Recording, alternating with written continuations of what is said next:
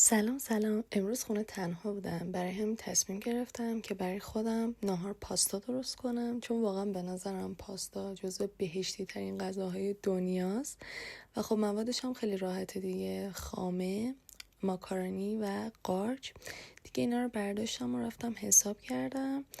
رسیدم خونه، اولین کاری که کردم دستکشامو دستم کردم، چون واقعا بدم میاد دستم بوی پیاز یا چیزای دیگر بگیره تو آشپزی. دیگه پیازا رو خورد کردم، مرغا رو بهش اضافه کردم و گذاشتم با هم دیگه سرخ بشن. بعد بهش سیر اضافه کردم که وایب اصلی پاستا رو بهم بده، واقعا پاستا بدون سیر اصلا نمیشه. ادویه مرغ زدم، نمک زدم، آویشن و فلفل. و آویشن رو من خیلی زیاد میزنم کلا به همه چی، چون واقعا به نظرم یه ادویه جادوییه که همه چی رو خوشمزه میکنه. برای سس پاستا من سس بشامل میزنم که حتما براتون دستور پختش رو تو دیسکریپشن میذارم.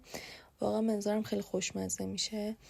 دیگه سس رو با پاستا که گذاشته بودم به جوشه قاطیش کردم و بفرمایین پاستای ما آماده است. امیدوارم که دوست داشته باشین. یامی.